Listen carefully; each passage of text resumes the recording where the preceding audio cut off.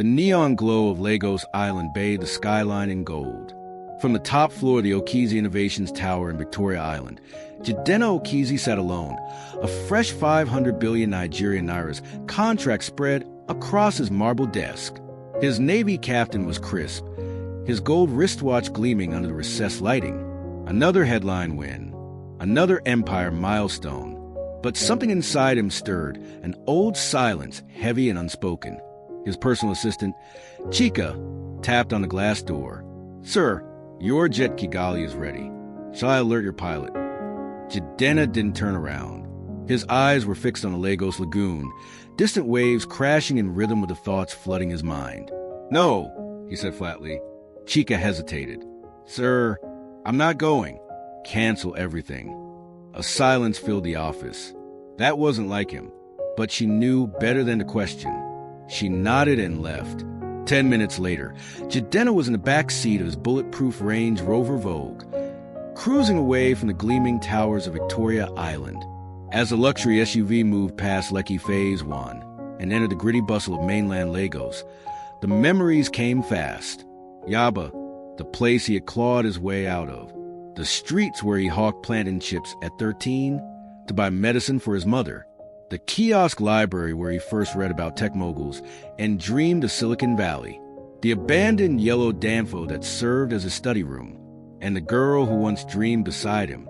The car slowed on Ojalegba Road, and there was Mama Eben's kitchen, the diner he used to sneak into with pocket change and 1,000 dreams.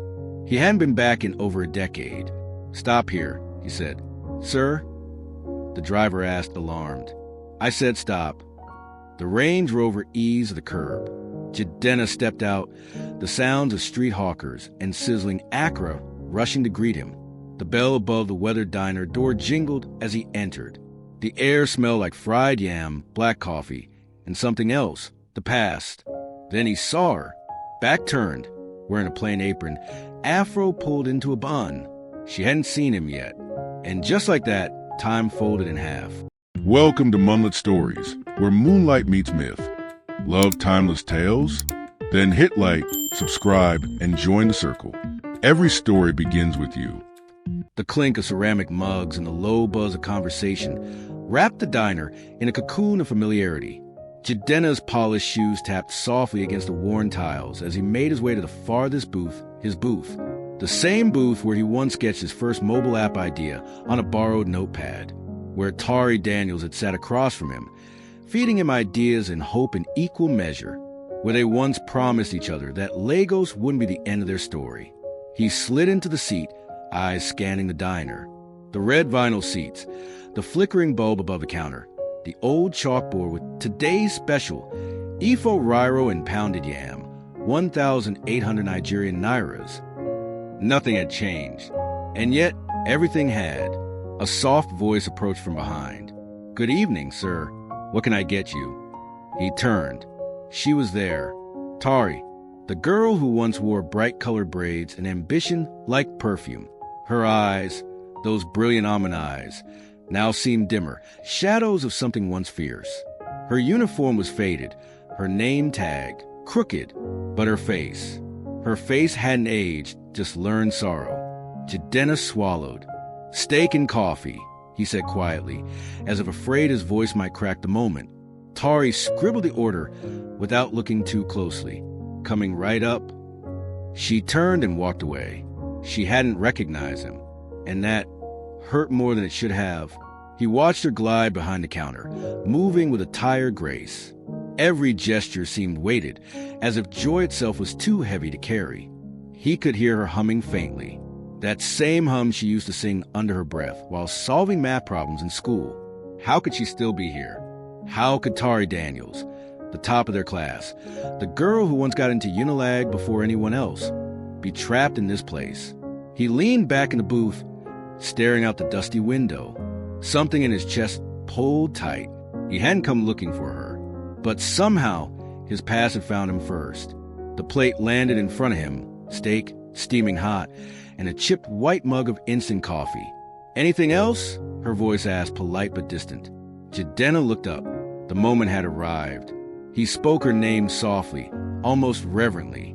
"Tari." She froze. Her hand still gripped the edge of the table, and for a heartbeat, she didn't move. Then slowly, she turned to face him. Her eyes searched his, confused, cautious. "I'm sorry, do I know you?" Jidenna smiled, not the sleek, polished grin he wore for Forbes covers, but the crooked, genuine one of a boy from Yaba, Federal Grammar School, Surulere, class of 2008. Her lips parted, and then it hit her like a gust of dry harmattan wind. "Gee, Jidenna?" she whispered. He nodded. "Okizi." Her hand flew to her chest.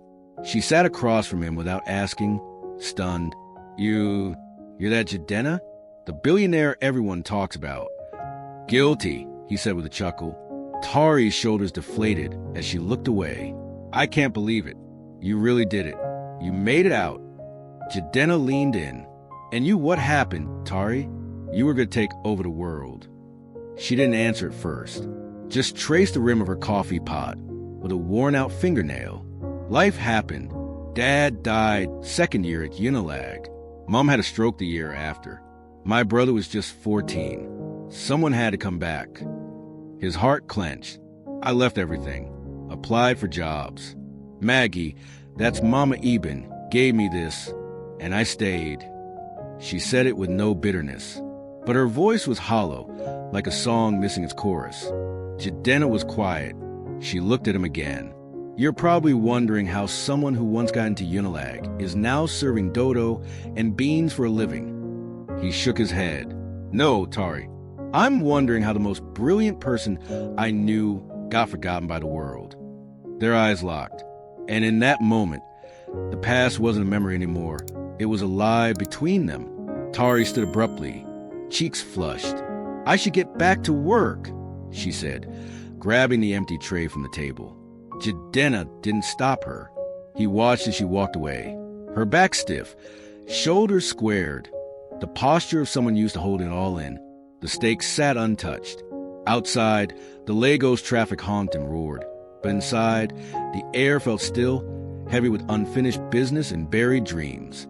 For the first time in years, Jidenna couldn't focus on deals or deadlines. All he could think about was her, the girl who once lent him her last 500 Nigerian nairas to print his first business proposal, the one who stayed up all night with him during NEPA outages, holding a rechargeable lamp over his sketches, the one who told him, "One day, we'll have offices so high, we'll touch the clouds." Now, she served customers who barely noticed her name tag, and it made his soul ache. When the bell above the door jingled again, he stood up and left, but not before slipping something beneath his empty mug. Tari came to clear the table a few minutes later. Her eyes widened as she saw what was left behind, a matte black envelope. Her name, Tari Daniels, written in gold ink. She looked around in disbelief. Then, slowly she opened it. Inside was a single card. "Tomorrow, 9 a.m. Okizi Innovations, HQ, Victoria Island." No explanation. No promises, just an address and a time. Her heart pounded. She glanced out the diner's smudged window toward the spot where his Range Rover had been parked. Gone. But deep in her chest, something stirred. Not fear, not confusion. Hope.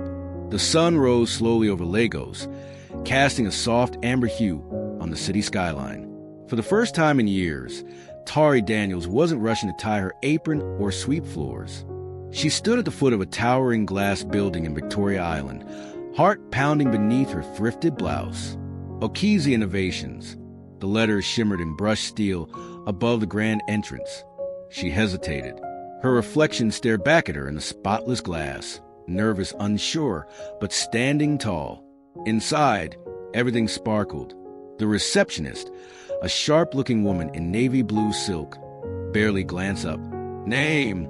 Tari Daniels," she replied quietly, holding up the card. The woman's eyes widened. She tapped a button on her headset. "She's here." Moments later, an elevator whooshed open. A young intern appeared, flustered. "Ma, please come with me." The ride to the top was silent. Tari gripped her handbag tightly, her mind racing. What was this? A joke? A pity favor? Why now? The door slid open to reveal a panoramic view of the lagoon, floor-to-ceiling glass wrapping around a sleek office. Every inch screamed power. And there he was, Jidenna Okizi, standing behind a mahogany desk, hands in his pockets, suit perfectly tailored, but his eyes soft. "Good morning, Tari," he said. She nodded stiffly. "This is the lot." He gestured to the seat across from him. "Sit." On the desk was a black folder. He pushed it toward her. She opened it. Her breath caught. Corporate strategy associate. 6-figure salary. Medical cover for her mother. Education fund for her brother. Full benefits.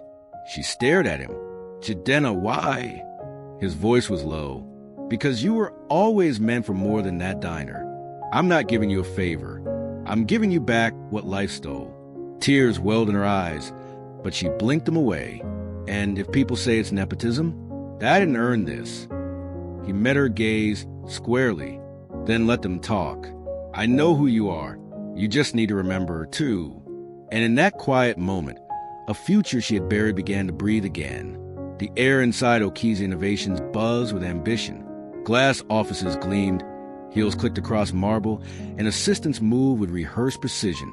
But as Tari Daniels walked through the corridor on her first day, the polished world felt miles from the one she had left behind. Her borrowed blazer sat stiff on her shoulders. The corporate badge around her neck read, Executive Associate. But the stare said something else. She heard it before she saw it. She used to work at one buka in Yaba, ABI. "I heard she's this old flame." "Wait, she doesn't even have a degree?" The laughter stung.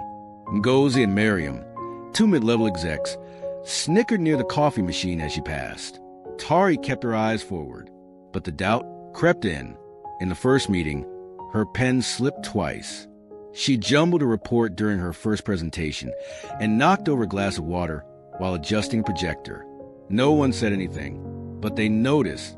That night, back in her small Surulere apartment, Tari curled into her couch, documents scattered on the floor.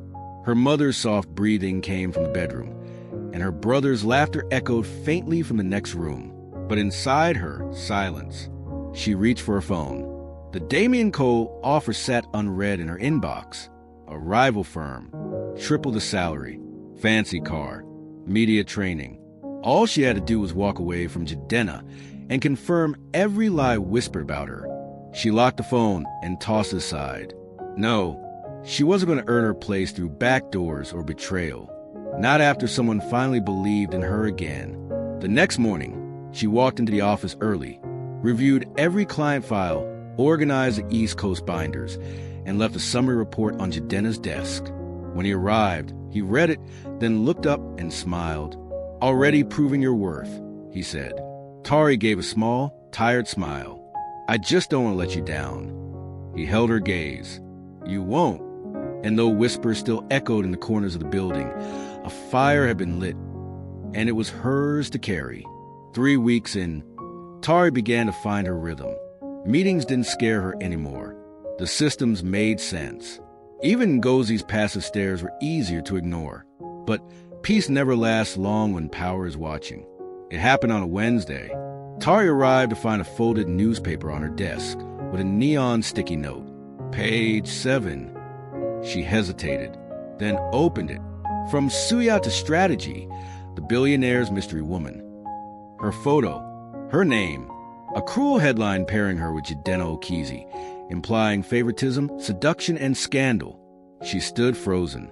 Whispers rippled across the office like wildfire. In his glass office, Jidenna saw the paper in her hand before she even knocked. She entered, pale and shaking. "I didn't say anything. I didn't know they were watching me." "I know," he said calmly. "They're making it sound like," her voice cracked, "like I slept my way into this job." He came around the desk, gently taking the paper and setting it aside. "You didn't. And anyone who knows me knows that. But they'll believe it," she whispered. "Then let them." His tone was firm, but kind. "You got this job because you earned it. You're not here because of me. You're here in spite of what you've been through." Tari blinked fast, fighting the heat behind her eyes. "I don't want to be the reason this company suffers." "You're not," he said, voice low. "This isn't about you. This is Damien Cole. He's tried to get to me for years. You're just the latest excuse." Her breath caught. The rival firm the offer in her inbox. It all started to connect. Jidenna watched her carefully. "I'll handle the board. You just keep showing them why you belong here." And as she left his office that day, head held high despite the ache in her chest, she realized something terrifying. The world wasn't just doubting her anymore. It wanted to break her. The rooftop restaurant glittered under the Lagos night sky, perched high above the Lekki toll gate. It wasn't the kind of place Tari Daniels usually stepped into, all glass railings, imported wines, and reserved smiles. But the message she received earlier was too specific to ignore. No name, just an address and a time. She walked in, palms damp, heart unsettled. And there he was, Chief Damien Cole. Tall, expensively dressed. His confidence was polished, but his smile didn't reach his eyes. "Miss Daniels," he said, standing with a mock formality. "Thanks for coming." Tari didn't sit immediately. "Why am I here?" He gestured to the chair. "Because I'm offering you something real. A chance to shape your future on your own terms." She finally sat, guarded. "I already have a job. One that dragged your name across newspapers," he countered smoothly. "Mine will elevate it." He slid a folder across the table. Inside, Executive Director, Public Relations, 80 million Nigerian Nairas annual salary, media grooming, luxury travel, a company car and apartment in Ikoyi. Her hand trembled slightly. "And the catch." He leaned in. "You leave Okizi Innovations. You confirm publicly that the article is true." Tari's lips parted. "You be free from scandal," he continued. "No more whispers. No more pity. Just power. Just success. Real success." That night, she stood alone by her apartment window, folder unopened on the table, her mother's cough echoing faintly from the next room. Damien's voice haunted her. "You'll never escape your past unless you bury it." But then she remembered Jidenna's voice, too. "You just need to remember who you are."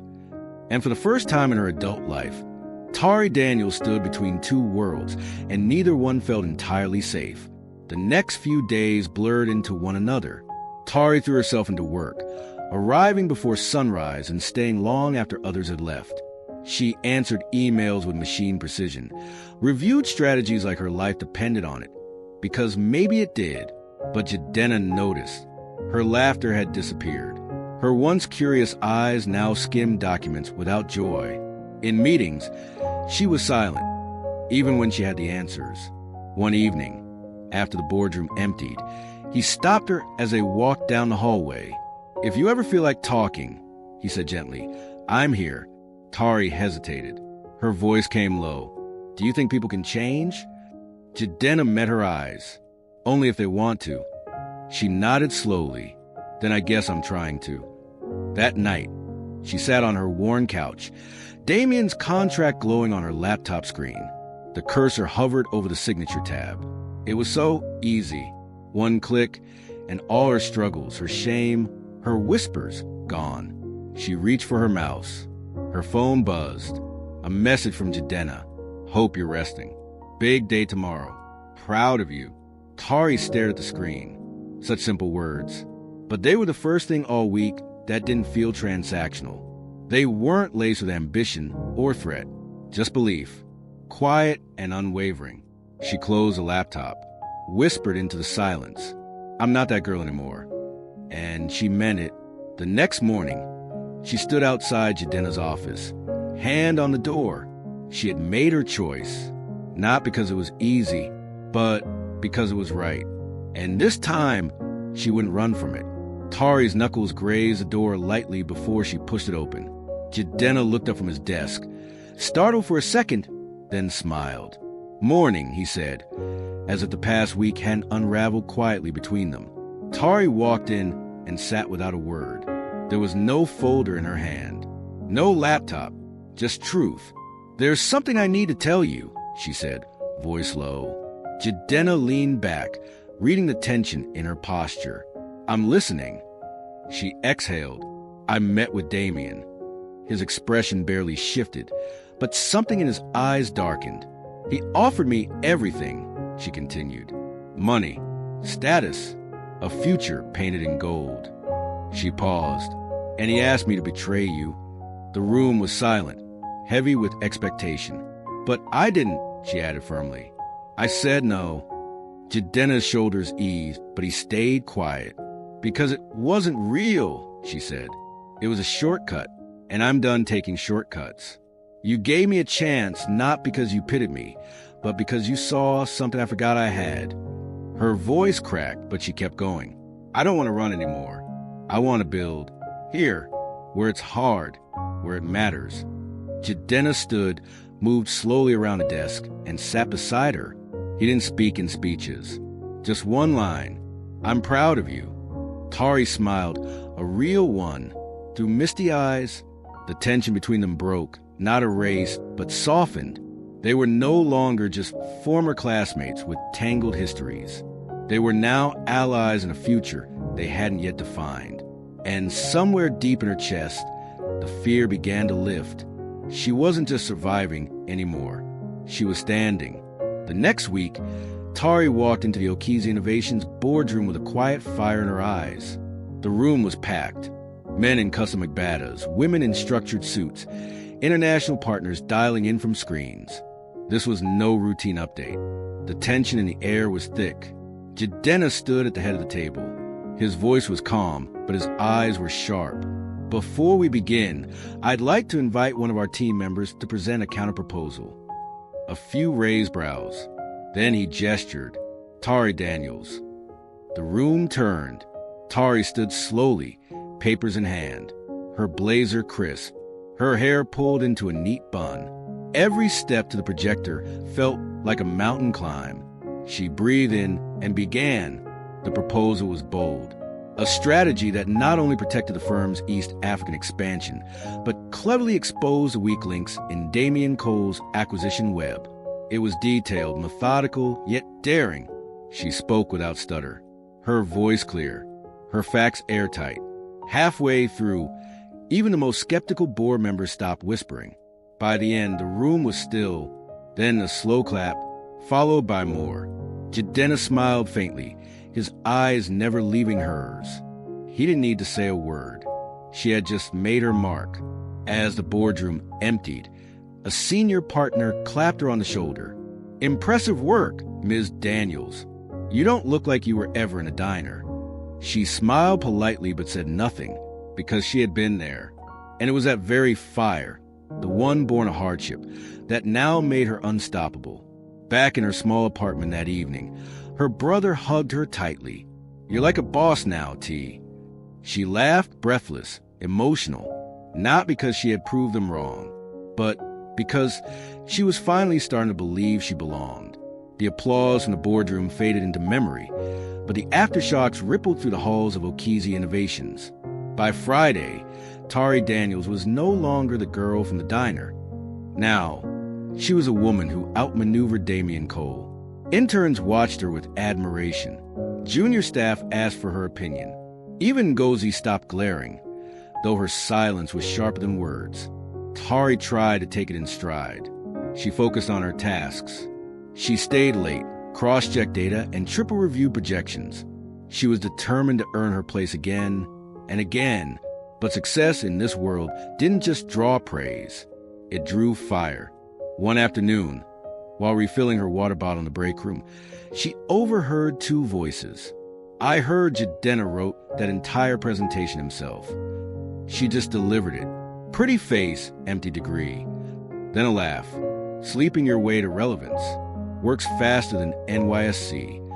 Tari's hand trembled. She backed away before they saw her, her chest tight, vision blurred. She rushed to the restroom and locked the stall. For 10 minutes, she said nothing. No tears. No outburst. Just silence. A thick, aching silence. That night, back in her dim apartment, she curled into herself.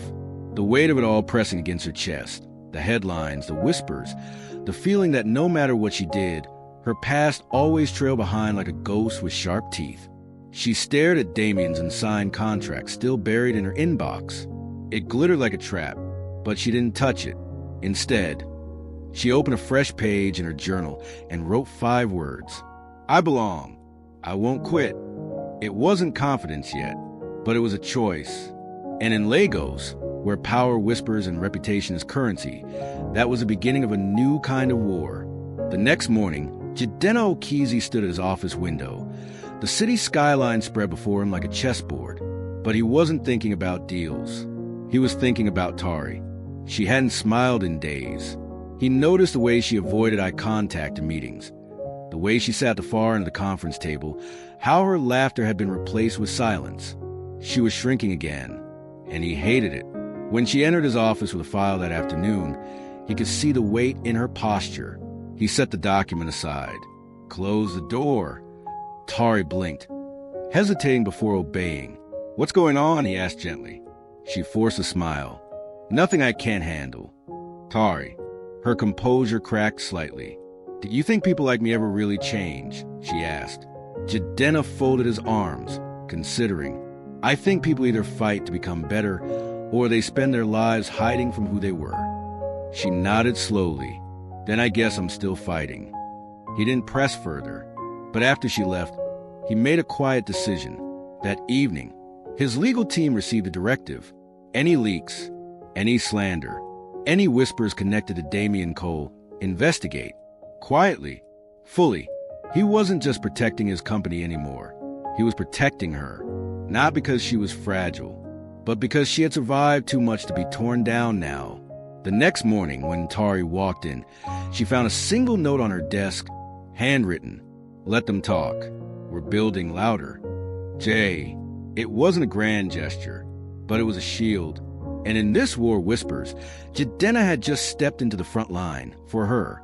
It was supposed to be a quiet morning. Tari had barely stepped into the office when she felt the stares.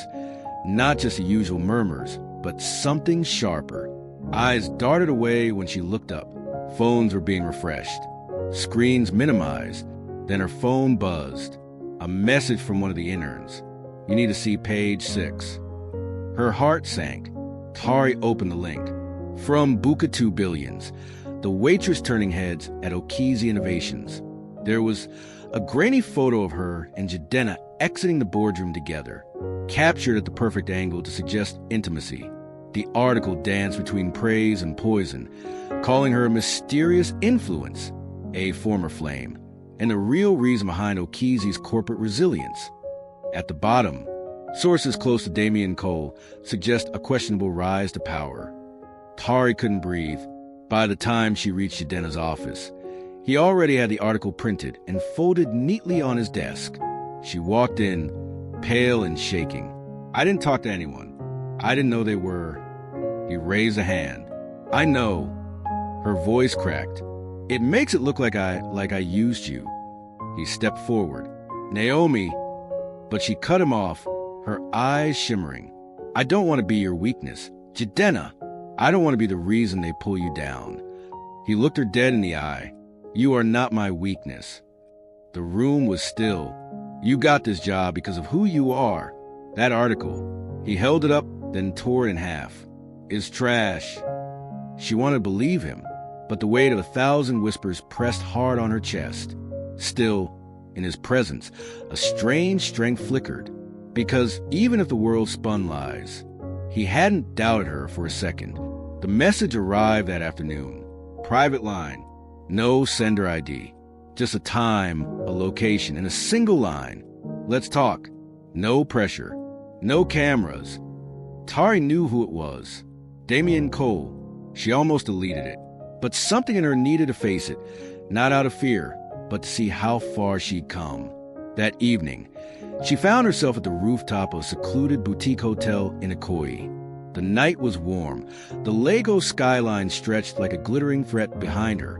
Damian stood at the far end of the rooftop, nursing a glass of whiskey, dressed in a charcoal gray caftan. Sunglasses perched carelessly on his head, though the sun was long gone. Miss Daniels, he greeted, flashing that same disarming grin. You came. Tari folded her arms. You don't intimidate me. He chuckled. I don't need to. The world is already doing that for me. She didn't reply. He leaned on the glass railing. You're good. I watched that boardroom clip. Jidenna made a smart move bringing you in. I didn't come here for compliments. He raised a brow. Then let me give you clarity. He pulled out a sleek black folder. Again, same offer, but this time with a bonus. Full PR control. You get to shape your image. You're not the girl from the diner anymore. I'll make sure of it. Tari stared at him. And the price? His smile vanished. You walk. Publicly. Say the rumors are true. Confirm what everyone's already whispering. That Jidenna handed it all to you because of love. Or lust. Your choice. She felt her chest tighten. You'll be free, he continued, voice softer now. No more whispers. No more pity looks. Just power. Real, undeniable power. She stood frozen. It was everything she once wanted. Money, media protection, control. But at what cost? She left without touching the folder. And that night, for the first time in weeks, she cried. Not because she was afraid, but because she realized freedom wasn't about walking away. It was about knowing what to walk away from. Days passed. Tari didn't mention the meeting. She didn't mention Damien. She didn't mention the offer. But her silence said it all. At work, she buried herself in files. Stayed late. Left early. Avoided Jidenna's eyes in the hallway. Smiled at meetings. But her laughter was hollow. Her spark dulled. Jidenna noticed. He watched her from across glass walls, through open doorways, across the distance of conversations where they once moved like a team. Something had shifted, but he didn't push. Not yet. Instead, he sent small messages. Good job today. Client from Nairobi loved your pitch. You look tired. Please rest. She always replied, but only with, thank you. Noted. I will. One afternoon, after a strategy review, they walked down the corridor together. Her heels clicked softly beside him, her arms clutching a folder like armor. At the elevator, he pressed a button. Then, gently, if you ever feel like you need to talk, I'm here. She hesitated, eyes flickering up to his. Then she nodded, barely. Thank you. But the thank you wasn't just for the offer. It was for the space, the patience, the fact that even without knowing what she carried, he never made her feel small for carrying it. That night, Tari sat on her couch in silence. Damien's offer still sat in her inbox, untouched. One click could end all the rumors, but it would mean turning her back on the only person who had never made her earn his belief. She stared at her ceiling and whispered, not yet. I'm not ready to lose what's real. Even the usual hum of printers and keyboards seemed distant. Tari felt it as soon as she walked in, the stillness before a storm. Then Ngozi passed in the corridor, eyes sharp. Nice article, she muttered with a smirk. Tari's stomach dropped. She rushed to her desk. Her phone vibrated before she could sit. A link flashed on the screen. Breaking. Okizi's rising star linked to rival exec in secret talks. A photo of her stepping out of Damien Cole's rooftop meeting days earlier, her face visible, her body language unmistakably serious. The headline screamed betrayal. The article hinted at covert business espionage, at a brewing romance with both rivals, at conflicted loyalties. She felt the ground shift beneath her. Within minutes, murmurs rolled to the hallways like wildfire. Her office phone rang. Her inbox exploded. Staff stopped talking when she walked by. The few that didn't avoid her gaze stared like she was a virus. Then Chika appeared at her door. Mr. Okizi wants to see you. Tari stood. Her legs fell hollow. She walked the corridor like it was a courtroom. Each step an accusation. Each breath heavier than the last. Inside his office, Jidenna stood by the window, his back turned. She closed the door softly. He didn't move. I didn't leak anything, she said quietly. I didn't say a word. He turned. His eyes weren't angry, just hurt. Did you meet with him? He asked. She nodded. Yes. Why didn't you tell me? Tari's voice cracked. Because I didn't want you to see me differently. A long silence. Then Jidenna sat down, rubbed his temple. This isn't about you being perfect, Tari. It's about trust. Her chest tightened. I didn't take his offer, she whispered. He looked up. I said no. And though the storm outside the office was only beginning, inside that room, the truth had finally come home. The next morning, Tari Daniels stood at her mirror, buttoning her navy blue blazer with shaking fingers. She had barely slept. Social media had exploded overnight. Comments flooded her inbox, some defending her, most accusing her. Words like traitor, gold digger, pawn echoed in pixels. But today, she wasn't walking into Okizi Innovations to hide. Today, she would fight. Jidenna had said nothing more since their conversation. He gave her space. But the pressure on the company was mounting. Investors were asking questions. Shareholders were growing restless. If she didn't stand now, the narrative would bury her. In the boardroom, the mood was ice. The weekly executive meeting was unusually full. Even remote investors had tuned in. Whispers flickered like dry harmattan leaves. Then, Jidenna tapped the table once. Before we begin, Miss Daniels has something to say. All heads turned. Tari rose slowly, her palms slightly damp. She held a flash drive in one hand. I know what you've all heard, she began, her voice steady but low. And I won't waste time defending gossip. She plugged in the drive. A presentation opened. But here's what I've actually been doing. Slide after slide. Detailed strategy, projections, pipeline partnerships, and internal communication logs. A digital trail of work, sweat, and commitment. Then the final slide. Not loyalty by rumor, loyalty by results. She stepped back. The room was silent. A few board members exchanged glances. One cleared his throat. Impressive. Another, older investor, leaned back. You've earned your seat, Miss Daniels. Don't let tabloids tell your story. Jidenna's eyes never left her, and when the meeting ended, he approached her quietly. You didn't just survive that, he said. You led. Tari nodded, heart still racing. Because for the first time since she walked into Okizi Innovations, she didn't need anyone to defend her name. She had just done it herself. The office emptied slowly that evening. The storm had passed, at least on the outside. But inside Jidenna's penthouse office, the air still crackled with things unsaid.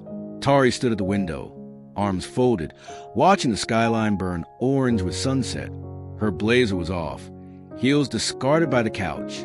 She looked powerful and exhausted. Jidenna leaned against the far wall, his arms crossed. Why didn't you tell me sooner? He asked finally, his voice calm. Too calm.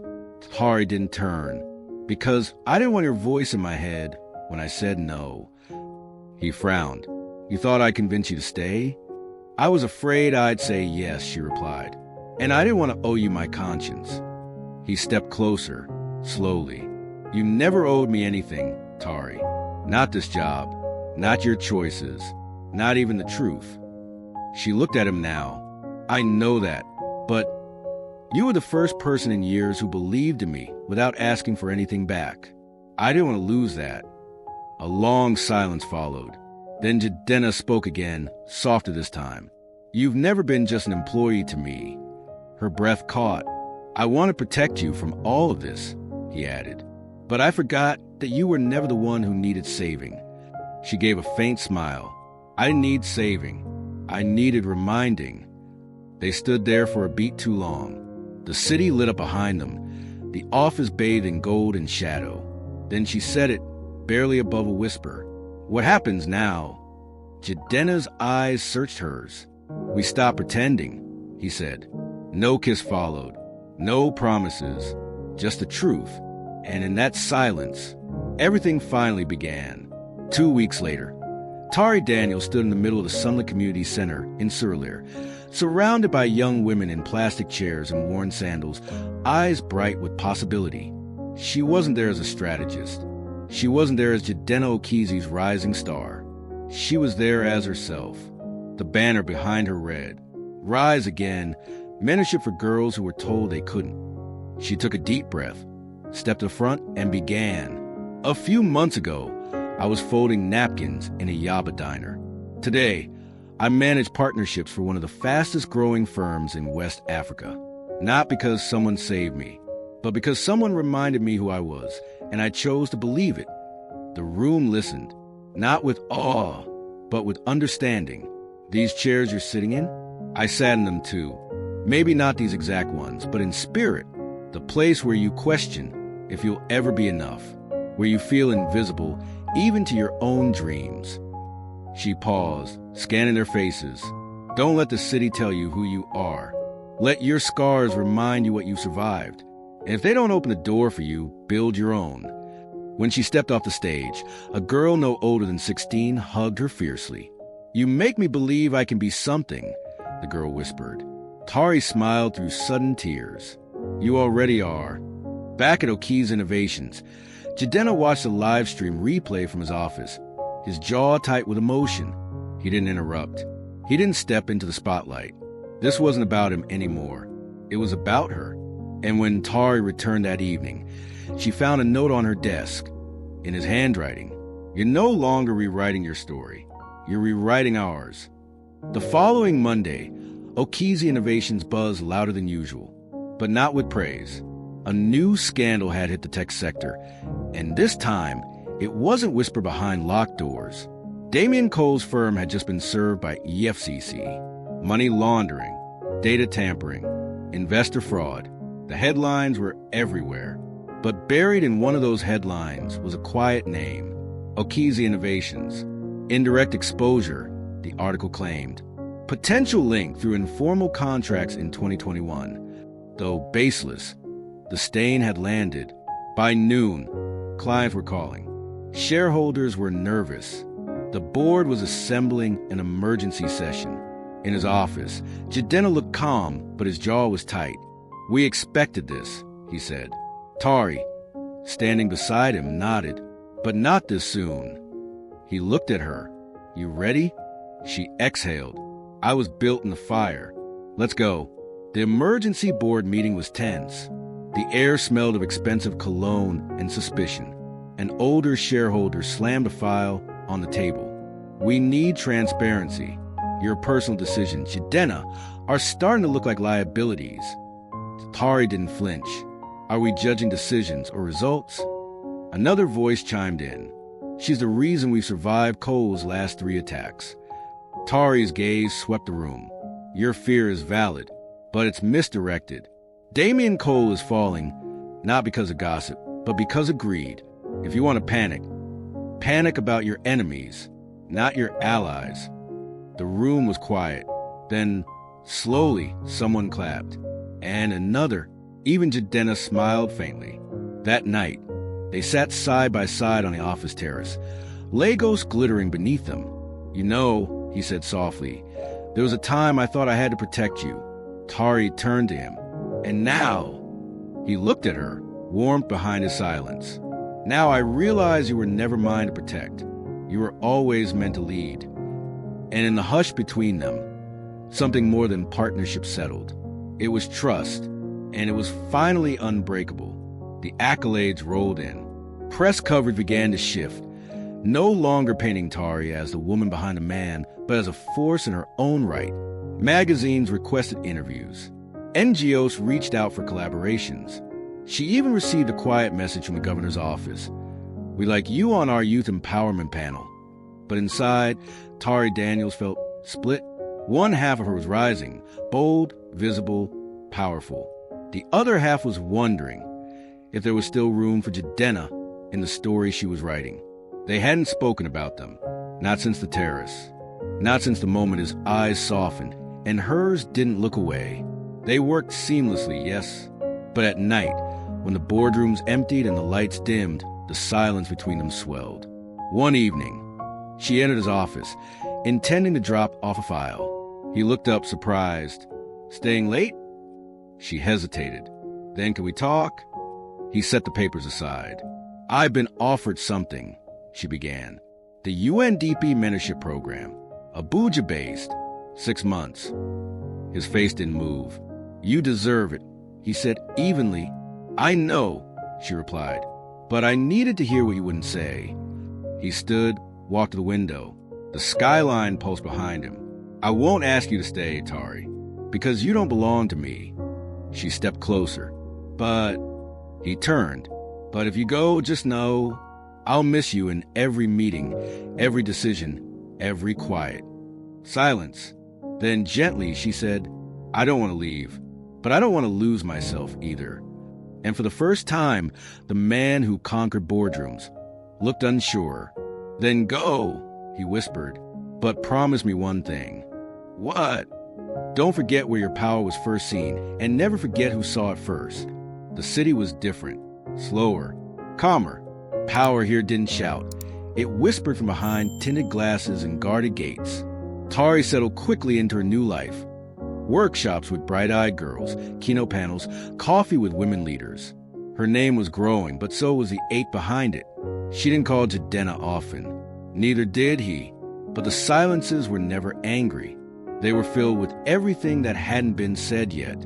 Some nights, she stared at her hotel ceiling, wondering if she'd made the right choice. Wondering if rising always meant drifting. One night, she received a package at the hotel front desk. Inside, a hardcover journal, gold-lettered. The first page read, for the one rewriting what legacy looks like. J. Tears stung her eyes. Because it wasn't a plea. It wasn't even a reminder. It was a blessing. In Lagos, Jidenna kept her corner office untouched. Her mug, her scented diffuser, even her cracked conference pen. People noticed. No one questioned it. One morning, Chika asked, do you miss her? He replied simply, every time I walk into silence. Back in Abuja, Tari gave a talk titled, What Second Chances Look Like in Real Time. She ended with, sometimes we leave not because we're lost, but because we're becoming. And those who truly see us, they wait not to hold us back, but to welcome us forward. The applause echoed long after she left the stage. And in her inbox that evening, one message waited. Still proud, always watching. J. Because real love doesn't vanish when you walk away. It waits, it grows, and it becomes something neither time nor distance can undo. 6 months later, Lagos welcomed her not with fanfare, but with quiet reverence. No press, no photographers, just a Range Rover waiting at the airport and a driver who greeted her with, Madam, welcome home. Tari Daniels was different now. Her steps were more grounded, her voice quieter, but heavier with purpose. Her eyes no longer searching. They carried something the world couldn't fake, peace. She didn't go straight to the office. Instead, she stopped by Mama Eben's kitchen. The diner was exactly as she'd left it. Same chalkboard menu, same peeling paint, same clink of spoons against ceramic mugs. But this time, she didn't wear an apron. She wore a fitted navy suit, heels clicking softly as she walked in. Some staff stared confused. One whispered, Isn't that? She just smiled and sat at her old booth, the same one from her diner days, the same one where Jidenna had once found her. She ordered Amla and Yudu and stared out the window, not in longing, but in reflection. Her phone buzzed. Jidenna, Jay, you're in Lagos and didn't tell me? Tari, I needed a moment with the old me before seeing the new U.S. Jay, office at 3 p.m. Or I'm sending a search party. Tari, we're something that forgives long hugs. When she entered Okizi Innovations later that day, the staff stood, not out of fear, but out of respect. She walked through the glass doors not as a visitor, but as a legacy returned. And when Jidenna stepped into the hallway, they simply stared at each other. No words, no titles, just recognition. Then she smiled, slow and sure. I'm ready now. And he replied, then let's build not just business, but forever. The following week, Okizi Innovations hosted its largest summit yet, an exclusive event at the Civic Center on Victoria Island. The theme, Power with Purpose, Building the Nigeria We Deserve. It was a bold vision, and at the heart of it stood two names side by side on the official agenda, Tari Daniels, Jidenna Okizi. The city's elite arrived in full force, senators, foreign diplomats, tech giants, and media titans. Spotlights danced on the water. Gold-accented banners rippled under the evening breeze. But backstage, a shadow returned. One of Jidenna's legal aides rushed in, face pale. "Sir, something's happening online. Damien Cole's camp leaked internal emails, old ones, edited to look like you and Ms. Daniels were manufacturing false investor data together." Tari froze. Not again. Jidenna read the document silently, his jaw clenched. It was fabricated, sloppy, but dangerous. "We could cancel," someone suggested. "No," Tari said firmly. She looked at Jidenna. "You gave me a seat at this table. Let me protect it now." Minutes later, she took the stage. No slides, no script, just her. The truth is like water. You can poison it, you can stir it, but eventually it settles. And when it does, it reflects. She paused. This company didn't rise because of silence. It rose because someone believed that stories like mine, a waitress turned strategist, could exist, and because someone else gave me space to prove it. She turned, met Jidenna's eyes. We've been threatened, mocked, lied about, but we've never been broken. Applause erupted. The storm didn't stand a chance. That night, under the lights, Jidenna pulled Tari aside. "Thank you," she smiled. "No, thank you for never closing the door I was afraid to knock on." And in that quiet moment, the battle finally ended, not in court or boardrooms, but in the way two people, once lost in ambition, had found something far greater: each other. Weeks passed. The dust settled. Damien Cole's empire crumbled beneath the weight of his own lies. Investigations confirmed the leaks were doctored. The board stood firmer behind Jidenna than ever. But more than that, they rallied behind Tari Daniels. Her story became the heartbeat of a changing narrative in corporate Nigeria. Not a Cinderella story, not a scandal redeemed, but a testimony of grit, of earned space, of a woman who refused to disappear. That month, Tari was invited to deliver the keynote at the Women in Leadership Africa Forum in Abuja. She stood before a sea of faces, young and old, polished and bruised, women who had fought for every inch of their voice. Her voice rang out, clear and warm. "There was a time I was serving umlaw behind a crack counter, and there was a time I wanted to disappear. But second chances don't arrive with spotlights. They arrive when someone believes in a version of you that's too tired to fight. And when you start believing too, that's when the world begins to move." Her final line brought the room to its feet. "Never let anyone confuse survival for weakness. It's proof you were never meant to be forgotten." Backstage, after the thunder of applause, Jidenna waited. He said nothing at first, just held her gaze. Then, gently, "Tari Daniels, your name now carries more weight than mine."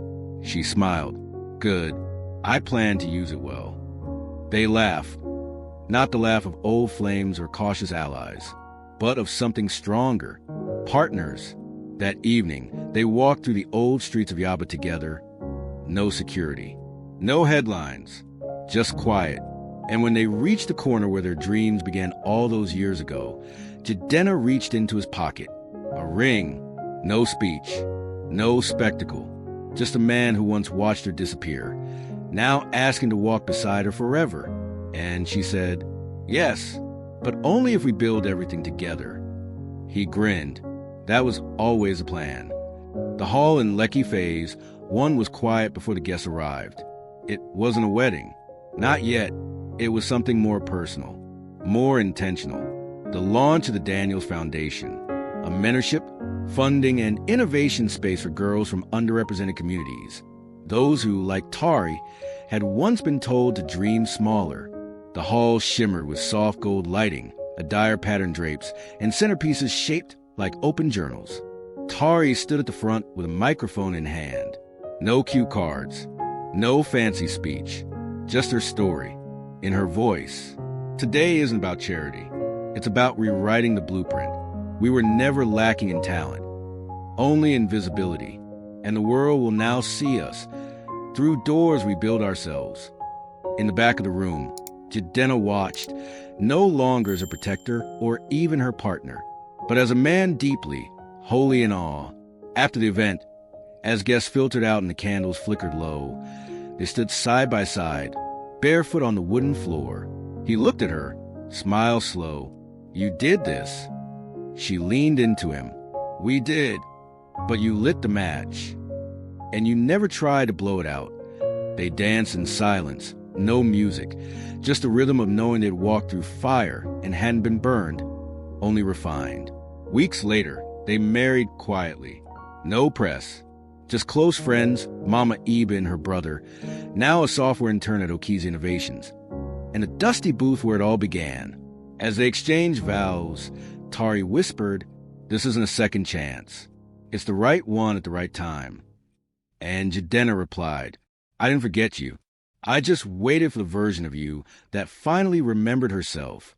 And so, the woman he never forgot became the woman the world would never ignore again. The end and the beginning.